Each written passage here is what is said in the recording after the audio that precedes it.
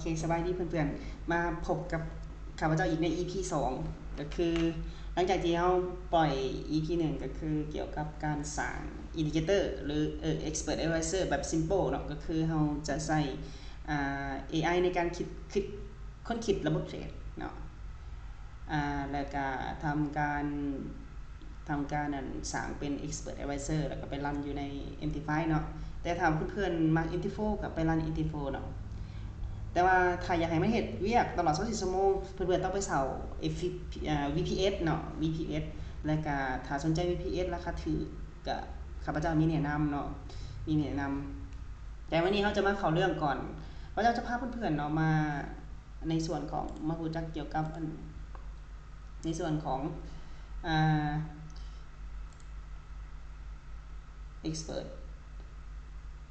Advisor แต่วันนี้ข้าพเจ้าจะเขาจะมาสร้าง new set ในกับChatGPT เหมือนเคยเนาะแต่ว่าเขาจะลองถามมันก่อนว่าระบบเทรดที่เขาน่ะจะให้มันสร้างงั้นมันรู้จักบ่เราลองถามมันเลยเนาะเจ้ารู้จักเนาะระบบเทรด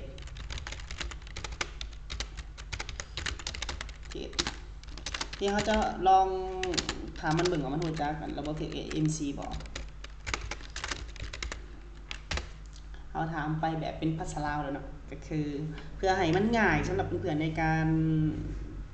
ใช้เนาะแต่ถ้าให้แม่นยำเราก็อาจจะใช้พวกที่เป็นภาษาไทยภาษาอังกฤษเนาะมันก็จะอธิบายเนาะสิ่งที่ติดอาจใน SMC Trade เนาะก็จะมีพวก order block fair value gap พวกนี้เนาะที่ว่า block ไม่ได้เก็บต่างๆพวกนี้เนาะที่ว่ามันจะอยู่ในระบบโครงห่างเนาะสิทธิภาพหลักการนำใช้เนาะฉะนั้นเนาะโครงสร้างคำตอบลักษณะของระบบเทรด Smart Money Contract เนาะเป็น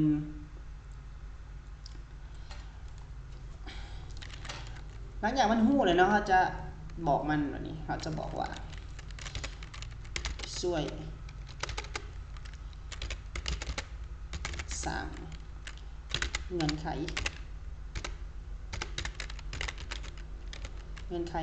การเปิดออเดอร์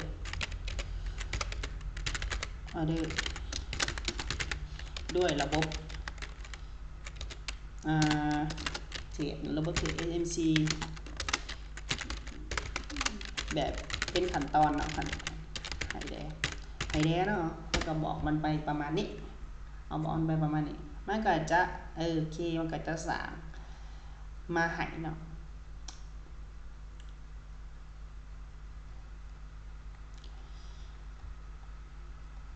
มันก็จะอธิบายเป็นขั้นเป็นตอนเนาะตามนี้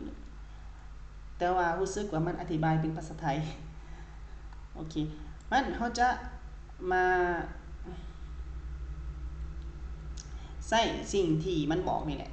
ไปเขียนเป็น Expert Advisor ก็คือ XNC เนาะในมื้อนี้เขาจะพาเพื่อนๆมาสร้าง EA เนาะจะสร้างเป็น EA ก็ได้หรือว่าจะสร้างเป็น Indicator ก็ได้เนาะแต่ในนี้ข้าพเจ้าจะให้มันเป็นระบบ Auto Trade เพราะว่าตราบใดที่เฮายังเฝ้าจออยู่มันก็คือเป็นการ Active อยู่ยังเป็นการลักษณะคือเฮ็ดเพื่อให้ได้ผลก็คือการActive Income เนาะจะว่าประมาณแบบนี้แต่ถ้าว่าเฮาบ่ได้อยู่ในหน้าคอมนะและมันเฮ็ดเวียกแบบอัตโนมัติเนาะตั้งเว้นทั้งคืนให้เฮาได้กันคือมันเป็นเฮาออกแบบมาให้มันเป็นคือกับพนักงานคนหนึ่งซึ่งระบบต่างๆเฮาจะสามารถแก้ไขได้ทีละขั้นตอนตามสเต็ปเนาะแต่ใช้ AI ในการสร้างเนาะแล้วเขาจะบอกให้มันว่าช่วยสร้างเนาะระบบเทรดนี่ด้วยภาษา MQL5 เนาะ Expert Advisor เนาะ Advisor ให้เดเขาก็จะให้มันสร้างเป็นไฟล์ MQL5 ให้ในทีนี้ก็ง่ายๆเนาะก็คือเฮาใช้ AI ในการสร้างเลยก็คือเฮาให้มันทั้งคิด ออกแบบเนาะก็คือเฮาถามมันไปเนาะว่า SMC บางเทื่อเฮาจะอาจจะพิมพ์เองมันก็จะใช้เวลาแต่เฮาก็ถามมันไปแล้วมันฮู้ก็มันก็จะอธิบายไปแต่ละขั้นตอนซึ่ง AI เนาะทิ้งที่เพิ่นเคลมมาเนาะก็คือว่า AI ที่ว่าเป็น ChatGPT ที่ฉลาดซ้ำปริญญาซ้ำมันผู้ที่จบปริญญาเอกเนาะฉะนั้นความฉลาดของมันเนี่ยก็บ่ธรรมดาเนาะฉะนั้นข้าพเจ้าก็จะให้มันเป็นผู้ช่วยหลักเลยเนาะฉะนั้นในที่นี้เฮาก็จะบ่ต้องคิดหยังหลายและข้าพเจ้าก็ยังมักใช้ตัวนี้ AI ตัวนี้ที่ยังว่ามันยังเป็นตัวฟรีอยู่ซึ่งเพื่อนๆก็สามารถใช้ได้เนาะและข้าพเจ้าจะแนบลิงก์ให้เนาะตัวอย่างถ้าว่าเพื่อนๆอยากใช้ในส่วนของ AI ตัวนี้เว็บไซต์ตัวนี้ทั้งหมดใช้ฟรีเนาะฟรีข้าพเจ้าการันตีว่าฟรีเพราะว่าข้าพเจ้าก็ใช้เป็นประจำในการเขียนโค้ดต่างๆเนาะมันก็เขียนได้โค้ดได้หลายเนาะมันจะบ่เฉพาะเจาะจงว่าเฮาจะเขียนเรื่องพวกนี้แล้วเฮาก็เฮ็ดอื่นๆได้ในการถามตอบซึ่งมันก็เป็น AI ตัวหนึ่งที่ค่อนข้างที่จะฉลาดพอสมควรที่ข้าพเจ้าใช้มาเนาะแล้วก็การเขียนโค้ดพื้นฐานบ่ค่อยผิดพลาดเนาะแต่ถ้าว่าผิดพลาดเฮาก็ให้มันแก้ให้มันแก้ไขเนาะบ่ต้องซีเรียสมันแก้ไขได้และไวเนาะอาจจะช้าเนาะในช่วงที่ว่าอาจจะมีการหน่วงในเรื่องของ latency ของอินเทอร์เน็ตหรืออาจจะมีการใช้ตัว AI หลายมันก็อาจจะมีการช้าเนาะรีเลย์ในการประมวลผลในที่นี้เนาะมันจะสร้างเป็นระบบเทรดมาให้เนาะโดยคำอธิบายเนาะ AI นี่ศึกษาโดยกลยุทธ์ Smart Money Concept เนาะที่เจ้าสามารถง่ายๆเนาะก็คือเฮาแค่บอกมันก็จะสร้างขึ้นมานี่เป็นระบบเทรด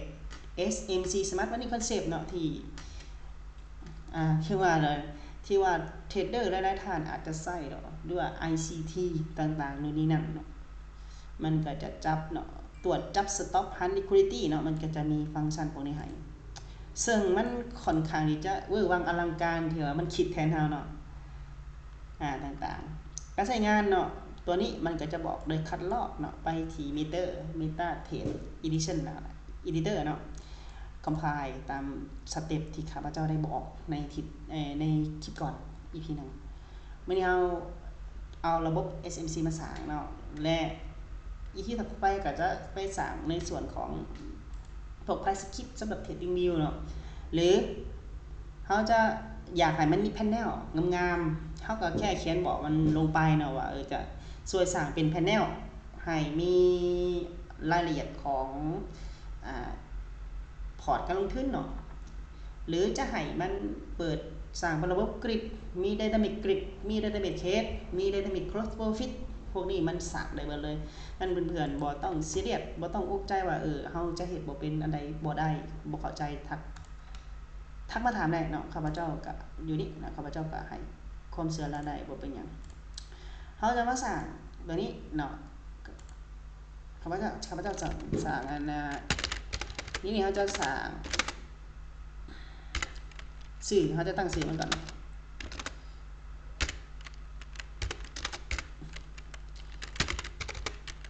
เขาจะใส่เป็น SMC test เนาะ tester test อะไร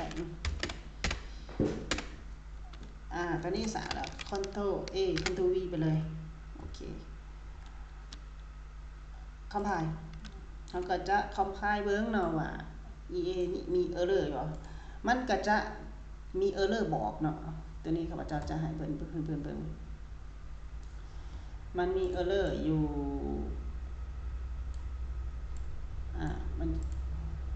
มันมี error อยู่5 error กับ warning เนาะในนี้ซึ่งเพื่อนๆก็สามารถให้มันแก้ไขเนาะก็ในส่วนนี้เฮาก็จะ copy ไปแล้วก็บอกมันเนาะ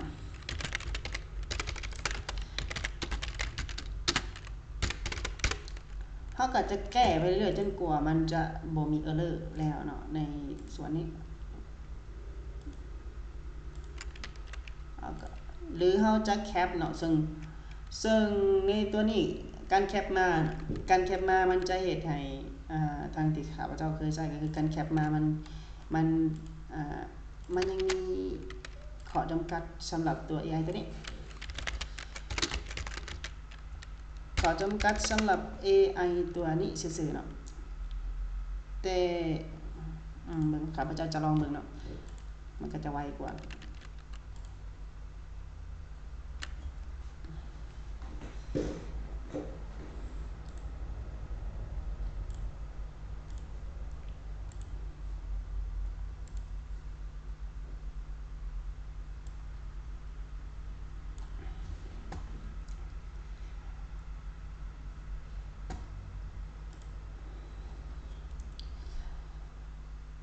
เขาจะแคปไว้ก่อนเนาะแคปไว้ก่อนแล้วจะมาถ่ายตัว EA เขาจะเปิดมาในส่วนของตัวนี้เมื่อกี้ไฟล์เขาสั่งเป็น252ตัวนี้โอเคเปิดเขาก็บอกมันผิดand error เนาะ and เมื่อกี้เขียนเป็นภาษาลาวเนาะ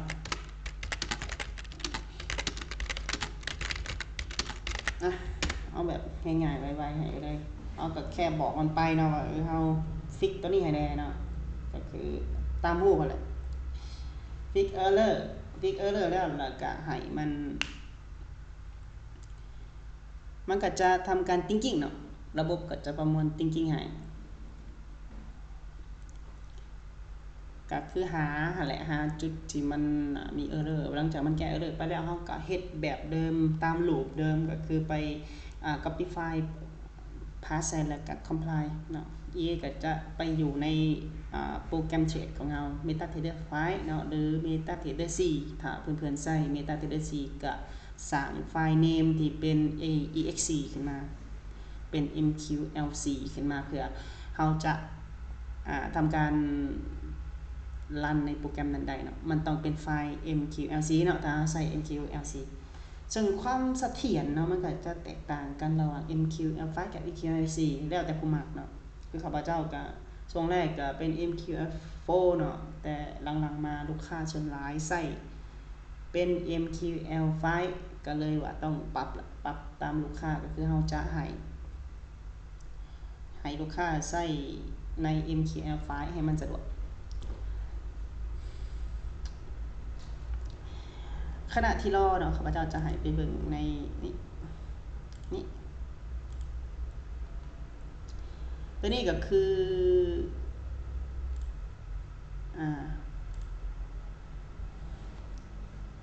นี่ก็คืออีกตัวหนึ่งเนาะที่ข้าพเจ้าสร้างเป็น EA dashboard คือกันเนาะแต่ว่ามันยังมีปัญหาในส่วนของการดีเลย์เวลากด bottom เนาะตัวนี้ทั้งหมดสร้างด้วย AI สร้างด้วย AI เนาะเพื่อนๆสร้างด้วย AI บอตัวเนาะก็คือสร้างด้วย AI ซึ่งมันจะบอกทั้งstrong buy strong sell มันง่ายต่อการเทรดก็คือเฮาแค่กดปุ่มเดียวมันก็จะเปิดออเดอร์ให้ซึ่งจะมี signal high อยู่ในตัวของ EA เลยถ้ามันสมบูรณ์เนาะครับพระเจ้าก็จะแจกเนาะแจกคือการอันนี้มันก็เงินใครเล็กหน่อยเนาะเงินใครเล็กหน่อยถ้าผู้ใดสนใจเนาะอาจจะกลับไปเบิ่งว่ามันได้บ่โอเคในตอนนี้มันแก้สำเร็จแล้วเราจะไปลองเบิ่งไปลองอีกรอบเนาะมันก็จะบอกว่ามันแก้ไขยังไงหลังจากมันแก้ไขให้เฮาแล้วเนาะเฮาก็จะทำการ copy แล้วจะไปพาใส่เหมือนเดิมเอาจะ Ctrl A และไป compile เหมือนเดิม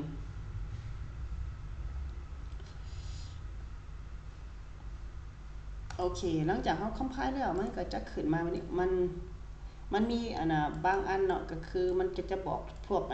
เลขเศษกับเลขที่มีทศนิยมกับบ่มีทศนิยมซึ่งมันก็บ่เป็นปัญหาหยังเนาะตัวนี้เฮาบอกแก้มันก็ได้เฮาให้มันเป็นดับเบิลแหละ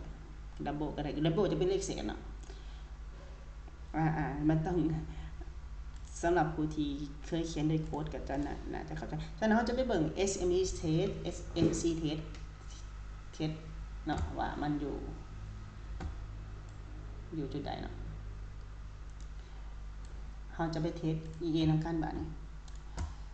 หลังจากนั้นเฮาเปิดมันขึ้นมา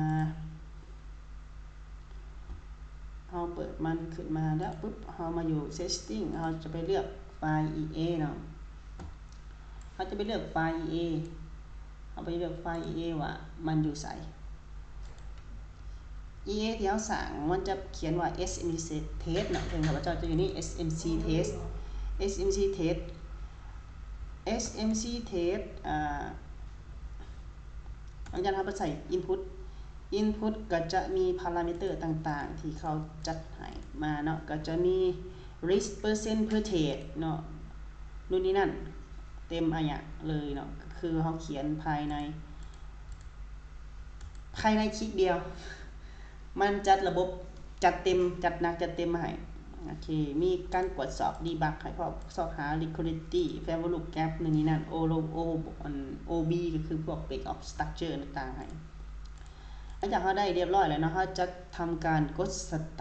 start อยู่ที่มุมขวาลุ่มสุดเนาะกดที่ start กดที่ start เราจะมากดสอบเบิ่งการที่เวของมัน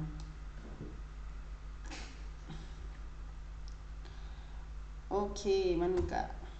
เป็นยังไง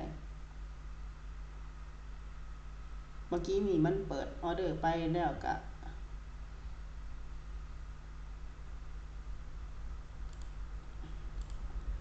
เปิดไปออเดอร์1ก็ติดลบสำเนาะ Smart Money Concept เปิดไป2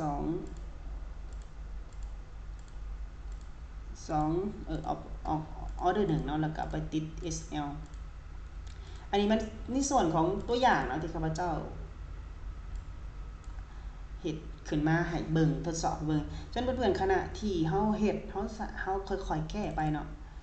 เฮาค่อยๆแก้ไปในแต่ละจุดเนาะว่าเฮาอยากต้องการประมาณใดเฮาอยากให้มี TPSL เฮาอยากให้ Trailing Stop ได้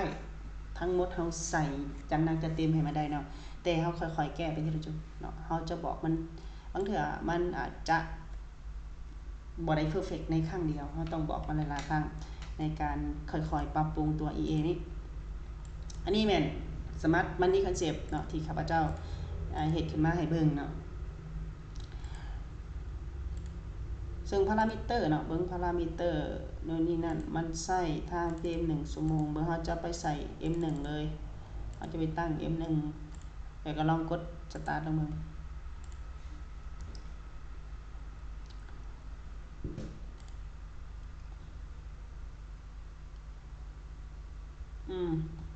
นี่ตัวนี้มันจะมีตัวแดชบอร์ดมาแจ้งสถานะมี bullish แล้วก็ setting มันบ่เปิดออเดอร์เนาะซึ่งมันบ่เปิดออเดอร์เฮาก็ให้มันสามารถไปเช็คให้มันเช็คแต่มันแก้ไขโอเคข้าพเจ้ามากวดมาเบิ่งในส่วนของ EA ที่ข้าพเจ้ากำลังทดลอง backtest โดย data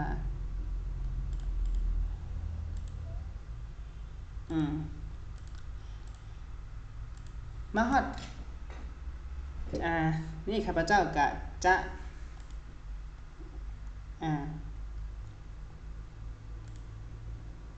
มันบ่เปิดออเดอร์เฮาสามารถเข้าไปแก้ได้เนาะเฮาก็บอกมันมา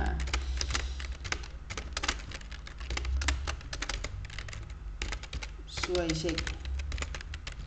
ระบบเทรดให้เป็นหยังมันบ่เปิดออเดอร์เฮาก็ถามไปตรงๆแบบนี้กับมันก็ได้เนาะในระบบนี้มันก็จะเช็คให้ thinking ถามเป็นภาษาลาวไปเลยเนาะก็ได้มันก็จะทำการกวดสอบให้อันนี้ทั้งหมดขั้นตอนมันก็จะอยู่ในลูปเดิมเนาะลูปเดิมมันก็จะสร้างมาให้แบบนี้บ่มีหยังหลายอันนี้แม่นระบบ Smart Money Concept ที่เฮาสร้างขึ้นมาเนาะแต่ว่ามันก็อาจจะยังบ่ทันได้เปิดออเดอร์ยังบ่ได้แม่นยำในการเปิดออเดอร์แต่ว่าโดยรวมแล้วการสร้างพวกเครื่องมือพวกนี้มันสามารถเฮ็ดได้เนาะสามารถเฮ็ดได้แล้วก็บ่ได้ยากเย็นเนาะสมัยนี้เป็นยุคของ AI มันทุกอย่างมันง่ายและข้าพเจ้าก็อธิบายละเอียดเนาะอยู่ในคลิปแต่ละคลิปข้าพเจ้าจะคอยเฮ็ดเป็น EP ไปแต่ละ EP สำหรับคลิปนี้ข้าพเจ้าจะบ่ให้มันยาวจนเกินไปนั่นแหละข้าพเจ้าจะแนบข้าพเจ้าจะแนบให้เลยดีกว่าเนาะในการถ้าเพื่อนๆคนใดสนใจก็ทักในตัวของ EA ตัวนี้มาเดี๋ยวข้าพเจ้าจะส่งให้เนาะง่ายๆเลยและคลิปนี้เพื่อบ่ให้มันยาวนะข้าพเจ้าจะได้ก่อนจะจบคลิปนี้และการแก้ไขเฮาก็ค่อยๆแก้ไปทีละลูปก็คือทีละอันที่ถ้าว่าเฮาพบปัญหาตัวใดเฮาก็จะแก้ตัวนั้นเนาะก็ตอนนี้มันก็แก้ให้อยู่เนาะและสำหรับคลิปนี้ขอต้องกล่าวคำว่าสบายดีเนาะแล้วจะพบกันใน EP ใด EP ใหม่ถ้าว่าเพื่อนๆยังสนใจในการสร้างเครื่องมือเทรดด้วย AI หรือการอยากให้ AI เฮ็ดหยังแหน่เนาะมันสามารถเฮ็ดได้หลายๆอย่างในยุคนี้เนาะมันเฮ็ดได้หลายๆอย่างเลยเขาจะก็ยอมรับว่ามันฉลาดเกินไปล่ะขอขอบใจที่รับชมจนจบคลิปนี้นะขอบใจหลายๆ